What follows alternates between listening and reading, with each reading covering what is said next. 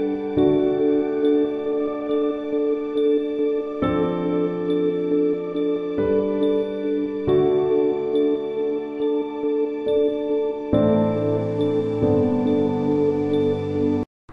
علیکم جی، I am homeopathic doctor Muhammad Umar Farooq from Lahore. Cure homeopathic میں یوٹیوب چینل پہ یہ میری پہلی ویڈیو ہے. امید کرتا ہوں کہ تمام ویورز کو یہ بہت پسند آئے گی. تو آج جس ٹاپک پہ میں بات کرنا چاہوں گا وہ ہے ڈپریشن.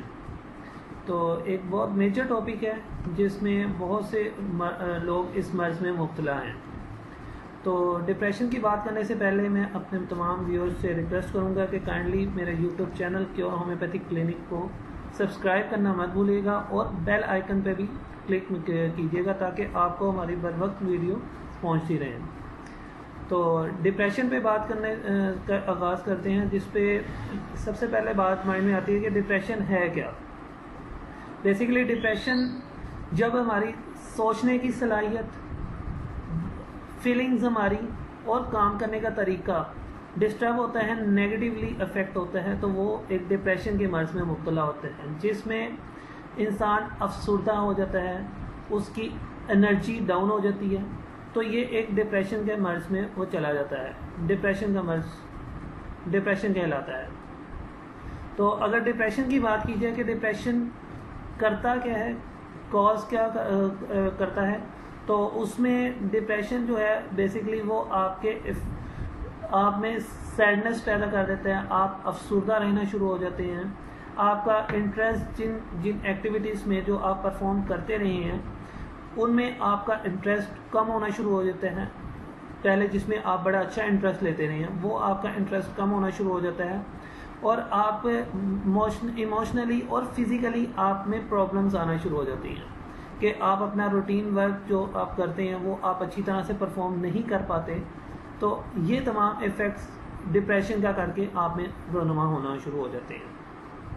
اور اب ڈپریشن کے حوالے سے آگے مزید بات کی جائے تو ڈپریشن کی علامات پہ بات کر لیتے ہیں کہ کیا کیا علامات آتی ہیں. اگر کوئی ڈپریشن کا مرض ہو جائے تو ہم کس طرح سے ڈائگنوز کرتے ہیں کہ یہ ڈپریشن کے مرض میں مبتلا ہے، کہ کن علامات کی بنیاد پہ ہم دیکھتے ہیں کہ یہ ڈپریشن کے مرض میں مبتلا ہے. تو اس کی بہت سی علامات ہیں جن کا کر کے ہم ڈائگنوز کر سکتے ہیں کہ مرض ڈپریشن کا ہے. جیسا کہ ہم موڈ کے اوپر بات کی جائے تو موڈ کے اوپر بات کی جائے کہ موڈ بھی بڑا افیکٹ ہوتا ہے ڈپریشن کا کر کے. موڈ بھی بہت افیکٹ ہوتا ہے کہ بندہ ایک غصے میں رہتا ہے، ایگریسونیس ہوتی ہے، اور ساتھ اس کے پرپس لیس ہو جاتا ہے. یعنی کہ جو کام کرتا ہے وہ پرپس نہیں ہوتا، کسی بھی جو کام وہ کر رہا ہوتا ہے اس کے کام کرنے کا وہ مقصد نہیں ہوتا، کہ چھوٹے چھوٹے سے کام کو لے کر وہ کام کرنے بیٹھ جاتے ہیں. بیٹھا لکھتا رہے گا، اور ساتھ ہی ساتھ اگر کوئی باہر بازار میں گروسری یا کوئی ایسی چیز لینے بھی گیا ہے تو اس کی سلپ وغیرہ وہ چھوٹی سے چھوٹی چیز کو بھی بڑا سنبھال کے رکھے گا، ٹینشن میں رہے گا. یہ ڈپریشن کے مرض میں یہ اس کی علامات ہیں. یعنی کہ چھوٹی سے چھوٹی بات میں بھی اریٹیٹ ہونا شروع ہو جانا، اور اپنی اس کی بھوک افیکٹ ہونا شروع ہو جاتی ہے. بھوک میں کمی یا زیادتی ہو جاتی ہے، اور اس کے ویٹ میں بھی کمی یا زیادتی شروع ہو جاتی ہے، جو کہ بغیر کسی ڈائٹ کے اس کا ویٹ بڑھنا یا کم ہونا شروع ہو جاتا ہے. اور ساتھ اس کی نیند، جس بندے کی ڈسٹرب ہونا شروع ہو جائے، نیند میں خرابی آنا شروع ہو جائے، اور یہاں تو بہت زیادہ سوئے، تو یہ بھی ایک ڈپریشن کے مرض کی علامات ہے. اور ساتھ اس کی انرجی ڈاؤن ہونا شروع ہو جاتی ہے، اپنے آپ کو تھکا تھکا محسوس کرتا ہے ڈپریشن کا مریض، اور اس کے کام کرنے کی صلاحیت بھی آہستہ آہستہ ڈاؤن ہوتی جاتی ہے، اور وہ اپنے آپ میں گہری سوچوں میں گم رہتا ہے، کسی بھی کام میں مکمل طور پہ دھیان نہیں دے پاتا، اور اپنے اس کی ڈیسیژن میکنگ پاور جو ہے وہ بھی بہت زیادہ افیکٹ ہوتی ہے. کسی بھی کام کے کرنے کے لیے وہ اپنے آپ میں فیصلہ نہیں کر پاتا کہ میں یہ کام کروں یا نہ کروں. وہ اپنے چھوٹے سے چھوٹے کام میں ڈیسیژن نہیں لے پاتا. یہ ایک ڈپریشن کے مرض کی علامات ہیں. اور اس کی سوچنے کی صلاحیت بھی بہت زیادہ افیکٹ ہوتی ہے، اور ساتھ ہی کچھ مریضوں میں وہ موت کی طرف سوچنا شروع ہو جاتے ہیں، مرنے کے خیالات ان میں ذہنوں میں آنا شروع ہو جاتے ہیں، اور کچھ سوسائڈ کی طرف جانے کے خیالات ان کے ذہنوں میں آتے ہیں کہ ہم سوسائڈ کر لیں. اس طرح کی یہ علامات اس میں ڈپریشن کے مرض کی یہ علامات ہوتی ہیں. اب ان علامات کی بنیاد پہ آگے دیکھتے ہیں کہ کیا ایفیکٹس کرتے ہیں، کیا کیا فیکٹرز ہیں جس کا کر کے ڈپریشن کا مرض میں بندہ مبتلا ہو جاتا ہے. تو اس کے بیسیکلی ڈفرینٹ فیکٹرز ہیں جس میں انسان ڈپریشن کے مرض میں مبتلا ہو جاتا ہے. اگر اس میں بات کی جائے تو فرسٹ ون فیکٹر ایک جینیٹیکلی بھی لیا جا سکتا ہے کہ ایک جینیٹکس میں آپ کے کسی بھی آباء و اجداد میں کسی کو یہ ڈپریشن کا مرض تھا تو وہ آگے آپ میں ٹرانسفر ہو گیا. اگر کسی ٹوئنس بچوں میں تھا تو وہ آگے چانسز 70% بڑھ جاتے ہیں کہ دوسرے بچے کو بھی یہ ڈپریشن کا مرض پاسبل ہے، ہو سکتا ہے. اور اگر دوسرے فیکٹر کی بات کی جائے تو وہ آپ کے ارلی ایج میں یعنی کہ چائلڈہڈ میں، بچپن میں کوئی ایک ایسی بات جو آپ کے ذہن میں بیٹھ گئی ہو، کسی بھی قسم کا خوف یا کوئی ایسی بات ہو گئی ہو جو ذہن میں کافی دیر تک پرولونگ کر گئی ہو، بیٹھ گئی ہو، تو وہ بھی ایک آہستہ آہستہ انسان کو ڈپریشن کی طرف لے جاتی ہے.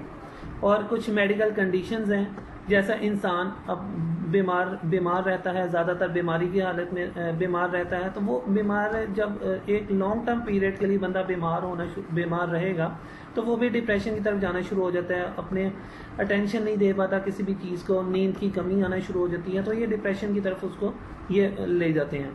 اور ساتھ نیگیٹو تھنکنگز رہتی ہیں. اگر انوائرمنٹل میں بات کی جائے تو اس میں بھی اس کے ارد گرد کا ماحول ہوتا ہے کہ گھر میں جھگڑا، جن گھروں میں جھگڑے کے مسائل رہتے ہیں وہاں پر بھی یہ ڈپریشن کا مرض پاسبل ہے کہ ہو جاتا ہے بندے کو. اور ساتھ نیگیٹو تھنکنگس اس میں رہتی ہیں، اور ساتھ مسلسل یعنی کہ ایک بندے کو ہی برا بھلا کہا جائے، اس کی کسی بھی اچھی یا بری بات کو اپریشیٹ نہ کیا جائے، اس کو ہمیشہ دبایا جائے، تو وہ بھی بندہ آہستہ آہستہ ڈپریشن کے مرض میں مبتلا ہونا شروع ہو جاتا ہے.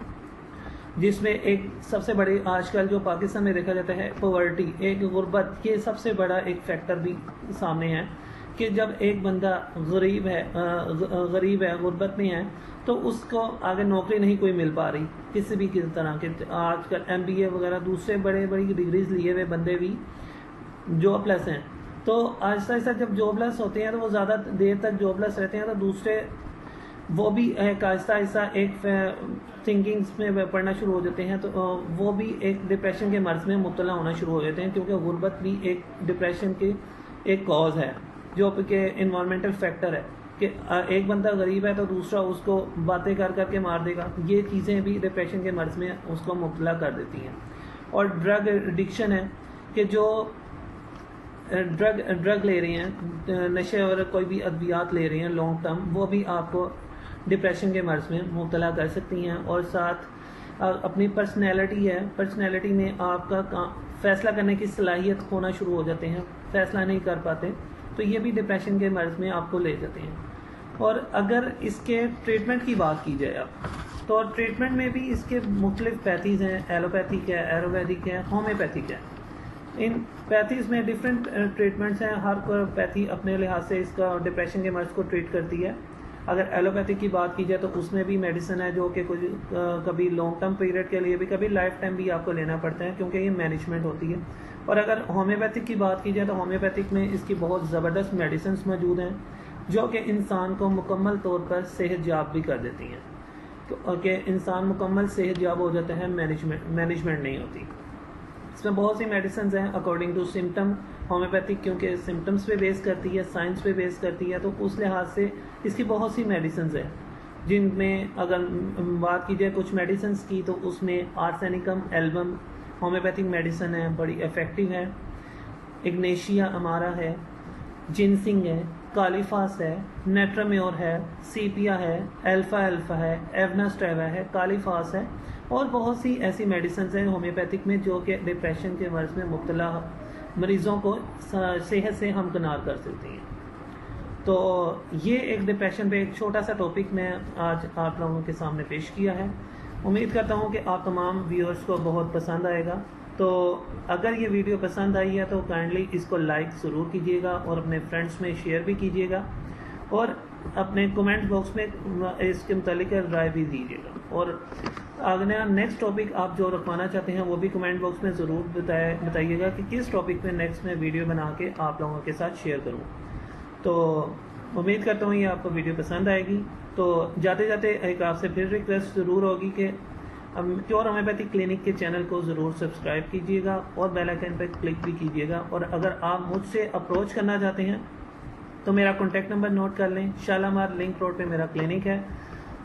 کانٹیکٹ نمبر میرا نوٹ کر لیں. کانٹیکٹ نمبر ہے 0312998347 0312998347. آپ اس کانٹیکٹ نمبر پہ بھی مجھ سے رابطہ کر سکتے ہیں. اور یہ ماسک پہننے کے ریزن بیسیکلی آج کل جیسے کرونا وائرس چل رہا ہے تو اب آپ بھی اپنے گھروں میں رہیں, سیف رہیں اور ساتھ اپنی احتیاطی تدابیر جو کہ حکومت کی طرف سے بتائی گئی ہیں اس میں عمل پیرا ہو کے کرونا وائرس سے بھی احتیاط سے محفوظ رہیں. تو آپ لوگ مجھے میرے کانٹیکٹ نمبر سے بھی رابطہ کر سکتے ہیں. اگر مرہم کے تھرو آپ رابطہ کرنا چاہیں, اولا ڈاک کے تھرو مجھ سے اپائنٹمنٹ بک کروانا چاہیں تو تب بھی ایک اس ویڈیو کے نیچے ڈسکرپشن میں وہ لنک موجود ہے. کائنڈلی آپ وہاں سے بھی مجھ تک اپروچ کر سکتے ہیں. لاہور شالامار ہاسپٹل کے پاس میرا کلینک ہے. آپ مجھ سے اپروچ کرنے کے لیے رابطہ کر سکتے ہیں. جزاک اللہ.